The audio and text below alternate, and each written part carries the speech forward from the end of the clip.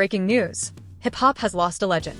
Irv Gotti, the mastermind behind some of the biggest hits of the late 90s and early 2000s, has passed away at the age of 54. The man who helped shape the careers of Rule, Ashanti, DMX, and even Jennifer Lopez is no longer with us. Today, we honor his legacy, his influence, and the controversies that followed him throughout his career. Stay tuned, because this is a story you don't want to miss. Irv Gotti wasn't just a producer. He was a visionary. He built Murder Incorporated, the powerhouse label that dominated the airwaves with a unique blend of hip-hop and R&B.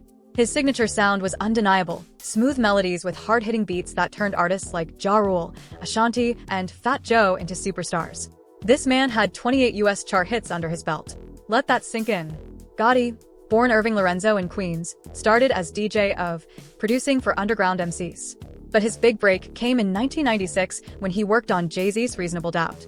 That's when HOV himself gave him the name of Gotti, inspired by the infamous mafia boss, John Gotti. From there, he signed DMX to Def Jam Records at a time when the label was struggling. And guess what? DMX's debut album, It's Dark and Hell is Hot, sold 4 million copies, putting Def Jam back on top. And for that, Liar Cohen, the legendary record executive, said this: "When we were on bended knee, Irv brought the heat and saved our asses. Def Jam rewarded him with his own label. And Murder Incorporated was born." But not everything was smooth sailing.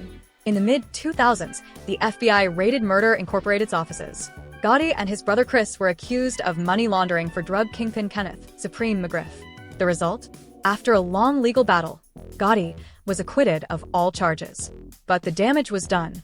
Murder Incorporated was rebranded as The Incorporated, and while Gotti continued working with artists, the label never fully regained its former glory. Then, in July of last year, more controversy struck. Gotti was sued for sexual assault and rape by an anonymous accuser. Through his lawyer, he denied all allegations.